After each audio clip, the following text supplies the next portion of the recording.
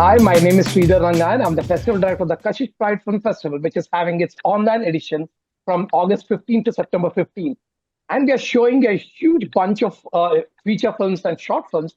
And in the first week, we are showing this gorgeous film called God's Other Plan. So I'm going to just speak a little bit about the director and the film. God's Other Plan, the director is Moritz. Moritz is a German director and author, originally from Hamburg. He studied media engineering and social sciences in Cologne and Düsseldorf before enrolling in film directing at the University of Television and Film in Munich.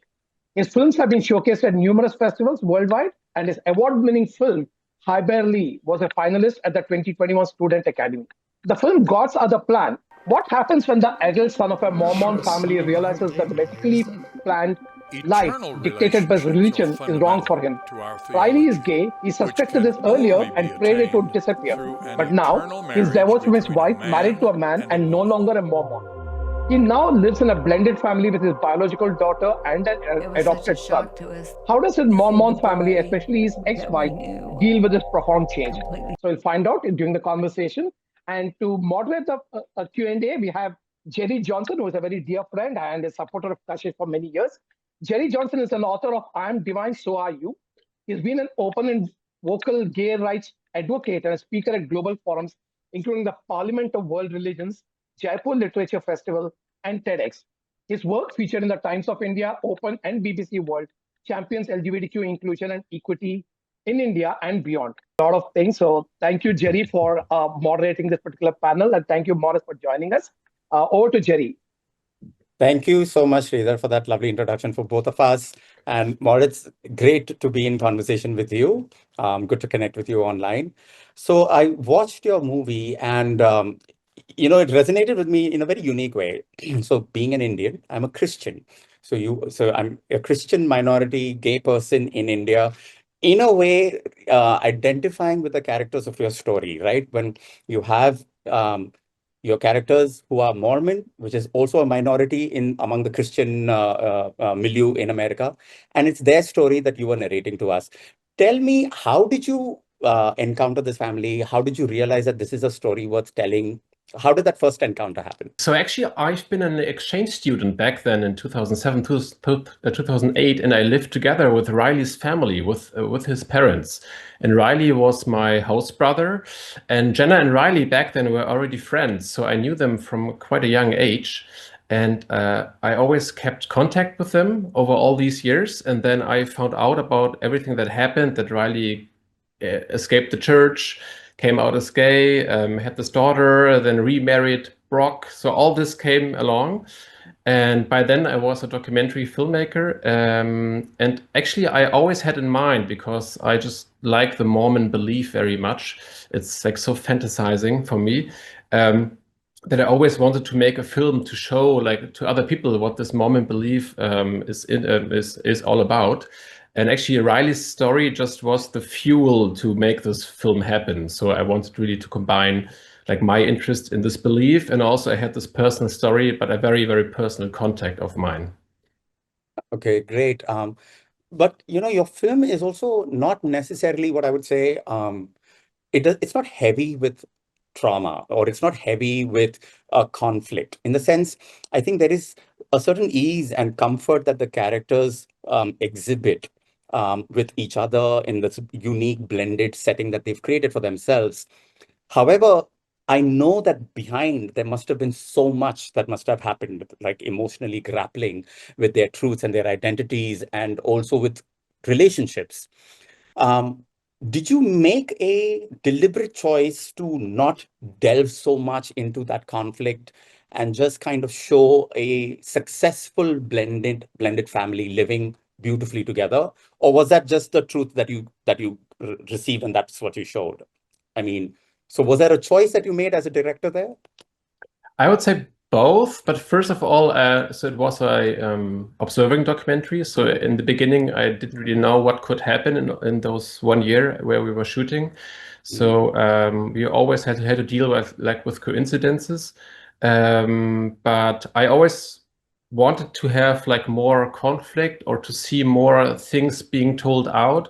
But then actually I found out that just those two different fronts. They're not talking to each other a lot, and if they're talking, it's very superficial, and it was very, very difficult to really get behind what's there. So I kind of tried actually to, like, also with each protagonist, to get behind what's really true. But it was not always easy. Some people, for example, Jenna, I think she just needed some little time to really maybe open up. And yeah, and it's actually the truth. So what came out of this film, that this was the world that I was being shown. And but here and then I wished I would have maybe come a bit deeper. So. But it's also this, maybe it fits into this also American superficial way of life, which is also very hardcore in Utah, I would say, especially with the Mormon church, because you believe that you have to be very perfectionistic, perfectionist on this planet to get to the higher stage of heaven. So this is also a way of culture of like showing everything is happy. Right. No, it's a fascinating belief system, the Mormons. And I think for some of our audiences who may not be aware of the Mormon faith, they do believe that each of them in the afterlife, if they've lived a good life, they become gods themselves, correct? And then they get to populate another planet. And apparently they believe that the planet Earth was populated by Jesus, because he must have been a really good person in his previous life. Am I capturing it sort of correctly? Right. So even their own God today was once a human on another Earth. So yes, you're very correct. No, and I really liked how you symbolized this concept of perfection in Mormonism by showing the cityscape, the landscapes, with the perfectly manicured lawns and the row houses, and how everything is so neat and perfect. And some beautiful imagery of the temple against the backdrop of the mountains. And, visually, I think it's a very stunning film. And that also gets me to ask you about, I think a lot of CG work has happened in the film. Have you used a lot of computer graphics or a lot of, I think, green screen work? Yeah, I mean, just for the very obvious Garden Eden, or how I call it, alien-like Garden Eden setup. So this is all CGI. Everything else is documentary. So we really pointed out those very neat and perfectionist front yards and backyards and houses in Utah. Which are very, very obvious there. I mean, when I came there as a 16-year-old back then, I was really mesmerized by how beautiful everything is. And then all the Mormons come along, and they have beautiful, perfect families, and everybody is so disciplined and well educated. So it's really, sometimes it feels like heaven for people who really experience Utah for the first time. It's almost like they're creating their own little Eden.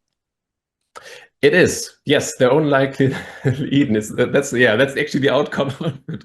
Yes. Yeah. No, and I love the fact that therefore you contrast it with your version of Eden, where you have Riley and his partner Brock, and they've created their little family and that little Eden.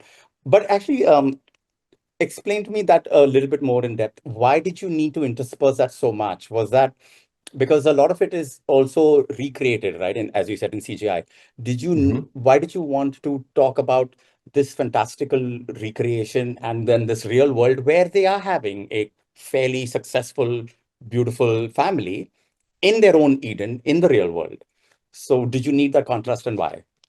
So it's like very overly happy. So back then I was thinking maybe I get more deeper conflicts and so on. And it's always a process. So as I told you, I was hoping to get more deeper and more conflict. But then it turned out it was just very mellow, everything. And so the Garden Eden part was always a dream of mine, because I always like to put in some hybrid elements for a documentary. And I really knew that was like my inspiration, that like Riley and his partner, his husband Brock, they like theater, they like playing. I mean, Brock is a musical actor, and they really like to show themselves. Also, when you look at their social media profiles, they just like to present themselves. So that's why I actually wanted to give them a stage. And there was this idea of, okay, I'd create this Adam and Steve, like with the joke Adam and Eve, but it's Adam and Steve. And then everything came along with also creating this CGI heaven for them. And tell me about that interview you did with Riley's parents. You don't see much of them. They seem to be holding back a lot of maybe the pain that they've gone through, or a lot of the conflict. What was your relationship like with Riley and his partner Brock and with Jenna during your filming? Were they still in touch? Were they in conversation? Were they still a family? Because you don't see them at that Easter gathering or the celebration that happens. Were they still separated in some way, or what was that? What was that like? I mean, so the grandparents, they still want to include also Ebony and now Riven also in their family activities. But actually, when it comes to the parents and Jenna and Riley, they just don't do as much. Maybe they meet up a couple times a year, but that's it. And there's not a lot of talk happening. So they're actually living a very secluded life, everybody. So also they live 1 hour apart from each other. So it's a bit understandable. There's actually a scene also we shot where actually they meet up, but I decided not to put that in the film because it's not so much reality that they actually meet up a lot, because they still, in my hope, need to find a way how to cope with that and how to accept each other's life, that everybody is happy. So yeah. No, I know. I also liked how you treated them, because I mean, you could have easily gone in a very the cliche route of looking at it as adversarial relationships, where you have the Mormon faith in an adversarial position with someone coming up to terms with their truth and their identity. But I do think that you've treated it very compassionately, because you give them that space to speak their own truth, the parents' own truth. And, and they say that line, and I'm paraphrasing, but they say something along the lines of, we didn't get our opportunity to speak and to explain ourselves. And I think that's, a honest truth that a lot of us will resonate with, especially in conservative cultures, like even in India, where we may not give our parents the opportunity to hear them out and to hear their concerns and why they are against us, or why they do not want us to come out openly. But that's not necessarily them being bad, right? It's that's just very interesting. No, I mean, yeah, go ahead. Sorry. No, I just like this way of approaching a topic, that the world is not black and white and everybody needs to be heard. And if you don't hear the details from somebody's decision, you're just assuming, and assuming goes nowhere, or actually in the bad side. So that's how I like my films. I always want to hear everybody's side, and then in the end, it's actually up to the audience, like who you have more sympathy with, and where do you go in your opinions. But for me, this is, I mean, as a 16-year-old, when I arrived there in Utah and lived 1 year with Riley's family, I was so astounded by this Mormon belief that I also asked myself, hey, maybe this is also true, this church. So there was a part of me back then that maybe for some moments I thought about, maybe this is also a true church. This is all about religion. But no, I didn't become a Mormon. But there's, I mean, they have some truths. So that's just my world view. Right. And the truth that I think I picked up from the small snippets of conversation you had with Jenna's sister and the parents was that there's so much love even now for Riley and for Jenna. But there is a conflict that while we love you, we do believe that you're on the wrong path. And therefore, how can the two meet, right? And I think that universal truth of, like, in religions and in relationships, fundamentally, you're grounded in love. You love your parents, you love your children, you love your siblings. Like that conversation where the sister talks about Riley's sister, Riley's sister, not being able to understand this relationship, but somehow having to work with it. And then Riley's sister has that conversation with her children and talks about judgment and, like, do you judge? What does that mean? How are you loving without accepting? those were some very beautiful moments. And I think how you handled it was not, as I said, not to show it as an adversary, but to show it in the most compassionate light, that there must be some truth that they are grappling with. Were there any Thank you. moments during this filmmaking and during when you were shooting, were there moments that emotionally hit you as well? Kind of, as you said, like, you somewhere you felt that, okay, what if this religion has some truth to it? Were there moments in that filming scenes when you were understanding the point of view of the other person and saying that, okay, maybe this is really resonating with me as well, the struggle? Actually, with all of them, because I mean, Yeah. I've been knowing them now for almost more than 15 years. So those interviews are very emotional, and I was also on both sides. I was very, very close with them, emotionally also. So it was one of the hardest projects I did, because I knew them, those people, and so this was also the difficult thing, just always to balance them out and see, can we shoot today? And I make a film about Riley. I don't make a film about the Mormon belief, like an image film or something. So yeah, it was very. I was emotionally. It was a roller coaster, actually, to handle this situation, because I wanted this film. And I had to tell them, like, how I make this film, and in the best way I could. And this was not very difficult, because I mean, Riley is like a very open person. And I told the parents that I make a film about Riley, your son, and he's living a very open life. But since they don't really want to see all the openness of Riley's life, this is already the number one problem, that they actually also don't. I would say they wouldn't want to maybe see some sides of this film. So yeah, this was hard emotional, actually. So did they watch the film eventually, the parents?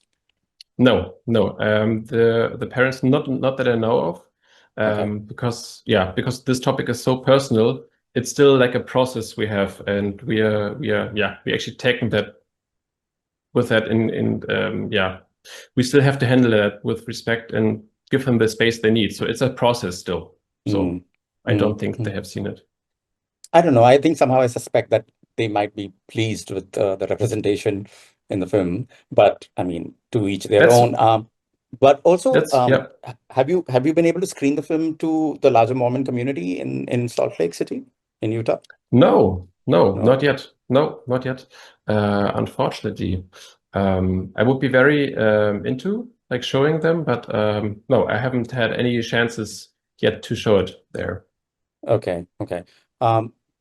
Right, because I would be very interested to see if there's any difference in the way in which they receive the film versus, say, how the queer community or the non-religious community probably receives this film. Because you also then title it as God's Other Plan, and in a way, there is an implication that it's a very valid and it's a very regular lifestyle endorsed and approved by God and us being His creations. I'd be very interested. And if at all, do you have any plans for actually screening it for the community there? No, not yet, actually, because I think because I would suppose that some parts in this film wouldn't be liked or wouldn't be watched by Mormons. That's why it's a bit a turn off for me to really show it to them. But on the other hand, I had a couple of screenings in Europe and also in Germany, where also children attended actually the screening, and everything was fine. I mean, there's this one very delicate scene where they don't show a lot of clothes on, but actually in the end, those children in the screening just asked the parents, they had strange pajamas. So that was, and everything else is just laugh and kissing, and I would wish that maybe this film is going to show, like, going to be shown to a broader Mormon community, but we'll see. Well, I hope it happens. I hope it does, and I'm quite hopeful that it will have a very good reception. When you spoke about the children, and in fact, I wanted to also just bring that up. We see the youngest child growing quite a bit. So from an infant, like literally a newborn, to I think 3 years or something. How long was actually it's just 1 year. Oh, it's just 1 year. Okay. Yeah, So it's a good. 1-year-old child, but I mean, we see the child physically actually grow. Yeah, yeah. So you shot for 1 year with the family, right? Hmm. I loved that that young girl has a voice. Sorry, I can't remember her name. Ebony. Ebony, that's right, Ebony. She has a voice, she has a point of view, and she's very much blended into the whole relationship with Brock and with Jenna. Did you make conscious choices to ensure that the young girl Ebony had a voice and that there were scenes with her in the movie? Or that was just the way the day was? That's just how the day went Both, at the family. both Okay. actually. I found as we were shooting, I more and more found out about like how open and how cool those responses from Ebony were. So parts of it are really observed conversations, but sometimes I threw in like a question that maybe Jenna could ask Ebony. So that or maybe repeat a question or an answer what I've heard earlier. Because you cannot shoot everything on a documentary. Yeah, so it's both. So it was here and there arranged, like the question, and also observed. And are Riley, Brock, and Jenna raising Ebony in the Mormon faith, or how's that working? How's that dynamic working? No. I mean, Brock is he left the church when he was 16, 17. Okay. And Riley and Jenna, they left the church. I think Jenna left first, but this must also be, I don't know, 5, 6, 7 years ago or something. So no, they don't bring them up with the Mormon faith. I would say maybe Jenna is maybe a bit more Christian here and then what I heard. But what I suspect or what I found also interesting is to ask them like what kind of like values they're still having from the Mormon faith. They're still like giving along Ebony. So I guess maybe there's of course there are some values that they give along Ebony and Riven in their upbringing. Okay, so they might be still within the Christian family values ecosystem, but not necessarily in the institution. No, of the not Mormon. in this. No. They're not Mormons anymore. Okay. Yeah. It would have been interesting. So they still live in the community, and I think somewhere in the film you do reference the fact that I think 80 to 90% of the city is Mormon, right? Yeah, it feels like so. Like Salt Lake City is around I think 40-50% Mormon, and then more south, the valley where also the parents live, that's really high populated by Mormons. So this is like 80-90%.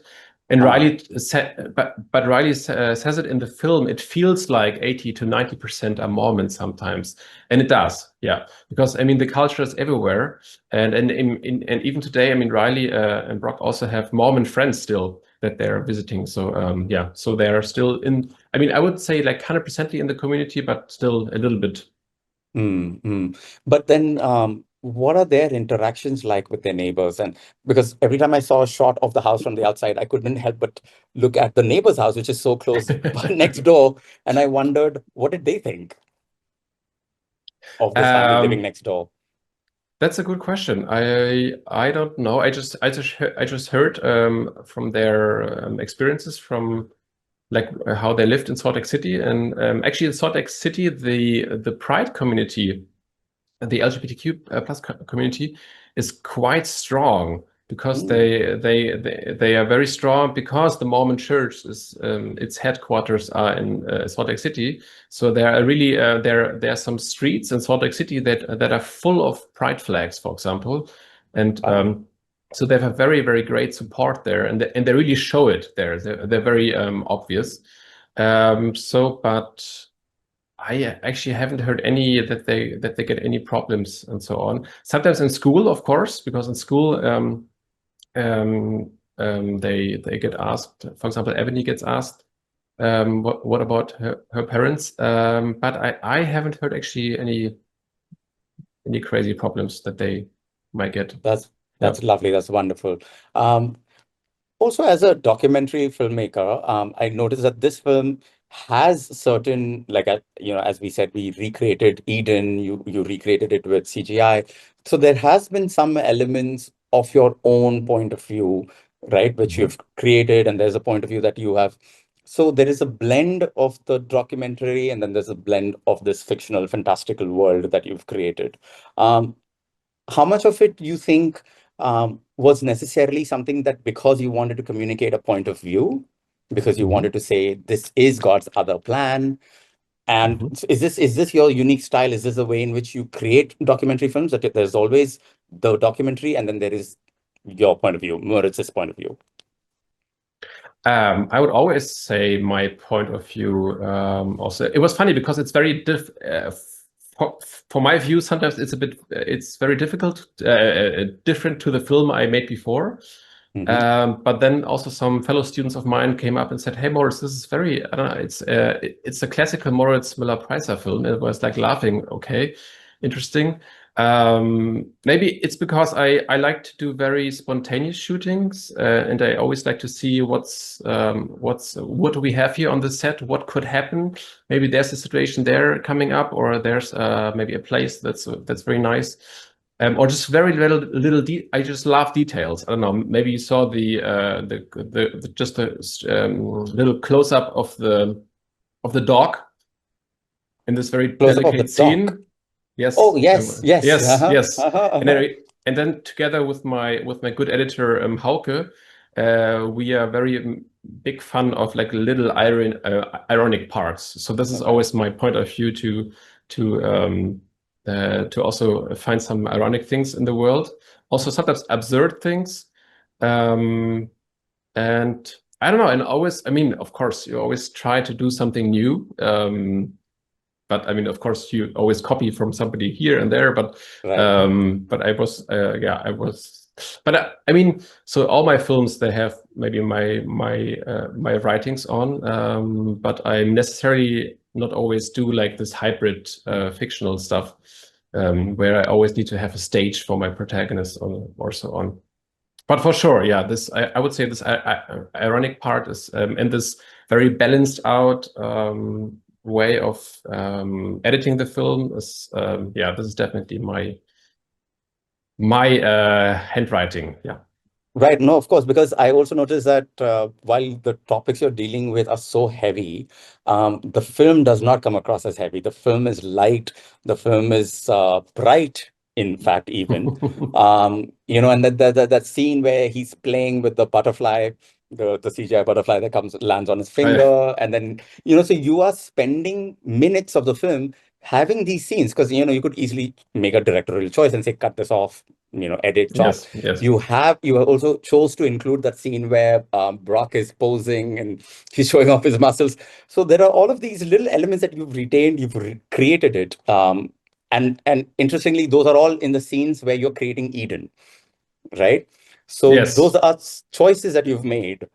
Tell me about what was your thought process? Why did you make these choices? What's this need to have your point of view that's creating very light and beautiful, bright moments in a topic that's so deep and dark? Yeah, I was very I don't know. I just love this idea of this Adam and Steve stage, and also like this idea of giving them a stage and how they perform there. And actually, when we were shooting, I didn't care if it was bad acting or whatever. So I was actually happy with anything, because it was just very. It's also a bit odd just to see the protagonist in this stage setup, and I was really focused on what I'm getting there, and it was very open, like to include whatever I'm getting there. And yeah, and this butterfly, yes. I mean also together with my good DOP Jakob Sauermilch, we also had those little ideas that we can. I mean, we of course shot much more in the studios. Also, we just gave them tasks that they do and that we tested out. Yeah, but I don't know. I'm just in love with those very delicate moments. And I mean, I was just researching, and some ideas just came by feeling. When you get to meet somebody and you see how they present themselves on social media, you just get those ideas. Maybe I do. I don't know. Leonardo da Vinci, like set up in the CGI garden. Why not? Yeah. Brilliant, brilliant. And tell us, where are they now and how are they and what's happening with the family now? Any updates? So any updates? So actually not that much, but they found a new house. So actually everybody they all moved together in one house now. But besides that, Rhythm has grown, and no, nothing else. Actually, it's all the same. They're very busy, busy, busy. But I mean, they always have the advantage of having three parents, not just two. And so this is actually a cool thing, just to have more freedom. And Yeah. yeah. Jenna's track actually has a certain poignancy to it.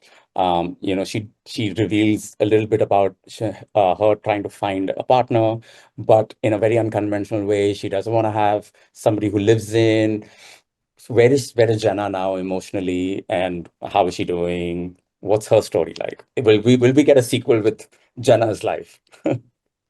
That's a good question. I haven't spoken to her for a long time actually now. And that's why I'm still actually I would like to ask her the same question, like how she's doing now. And maybe she has found a solution, like where we are pinpointing in the end with this conversation between Riley and Jenna, what might happen with her. I don't know. I just know that they still live together, but I'm clueless like you. Right. Brilliant. This movie also reminded me of another movie. I don't know if you've watched it. It's called A Home at the End of the World. No, I don't know. So it's a brilliant movie, and similar dynamics of three parents, raising a child, and a unique family that is at the margins of society. And so in many ways, I think your film, while it treats this very difficult and deep topic in a much lighter way, the other film goes into the more darker territory, the more intense and the emotional, right? And so I loved thinking about that movie in the background and thinking about how you presented a very similar story without delving into the darker aspects of it. So, for example, you have Jenna talking about how she was angry, and then she clarifies that she wasn't angry at Riley because he couldn't help it and he was just who he is. But it's about the ecosystem, the church, and the beliefs that she had to inculcate that made her angry and put her in this situation. And there is a poignancy to her track, but I see that there is, you chose to then focus and get the movie back onto the beautiful creation that they've made for themselves and for the children. And I think that's God's another plan has to have beauty in it. And I think you really conveyed that very beautifully. What are your next projects, Moritz? What are your next projects? My next project, I'm a big into research right now. So I'm very interested actually into transgenerational war trauma in Germany. And yes, so that's a very psychological film. And I also want to make it psychological. I also want to work together with psychotherapists. And I actually want to cover like 3 different generations who all deal with something like transgenerational trauma, which derived from World War II, which is especially in Germany for families that have a history on the German side of World War II. It's a very, very big thing, and a lot of those traumas or traumatic events from back then, they are not being told, and that's a very classic thing in Germany that everything was silenced and nobody talked about it. And I want to hear more about, I don't know, what actually holds together the German society today, I mean, those Germans that have family history on the World War II German side. So yeah, that's my next project, but deep into research. And it sounds like an intense project. Yeah. Yes. Are you also going to have a queer perspective to it, or this is nothing to do with the queer community? No, not by like my focus, but I'm totally open to it. So yeah. Right, of course. Okay. And now that this film is making the rounds in the festival and it's come to KASHISH, and we're going to have the screening for this film on the KASHISH Online Film Festival, what's the kind of reception you're expecting or you're hoping that audiences in India and cultures like ours, which, as I said, I started out, we relate to these kinds of ecosystems where it's orthodox, it's conservative, and within these environments, our lives have to emerge. How do how do you see the reception happening, or how do you hope it would be received? I mean, I find it very interesting that my film gets screened in India, and also like your example, being a Christian, being in a minority. So I find it very interesting when like people from a totally different context see something in this film, and which makes them inspiring or loving, or maybe is changing his perspective, or just feeling that we're all humans on this little planet, and we all could make our lives better when we understand and accept and love each other, and then also in a way that they feel connected to like Riley and his family but they're living in the United States. So I just like this feeling of, I don't know, it sounds kitschy, but maybe make the world a happier place by just connecting. And I think that's my impression of the reception. No, and I hope the film goes a long way in building that beautiful world that you are envisioning. And I also think that the film deals with universal themes that anybody can relate to, right? Coming out, accepting your truth and embracing your identity in the face of adversarial beliefs, and people that you love, right? Definitely. So yeah, beautiful film. I enjoyed watching it, and I'm sure a lot of our audiences will also react to it very beautifully. Thank you, Jerry. Thank you, Moritz. Over to you, Sridhar. You're back on screen. Yeah, thank you so much, Jerry, for moderating it so beautifully. You delved deep into the film and brought out so many aspects which will be useful to the viewers, listeners, when they watch the film and have your conversation in front of them. And thank you, Moritz, for being part of this conversation. Thank you so much for my pleasure. I know your film to be screened at the online film festival. It means a lot to us. So hope more people will watch this. And like, we just don't have God's other plan, but we have like 90 films from 39 countries to watch. So please do log in and watch KASHISH 25 online edition. Thank you, Jerry. Thank you, Moritz. Thank you so much. Thank you, Sridhar. And Moritz, thank you. Hopefully one day we'll see you at the KASHISH physical film festival in India. I would love to. Really. Very much. Yes. All right. Thank you very much. Okay.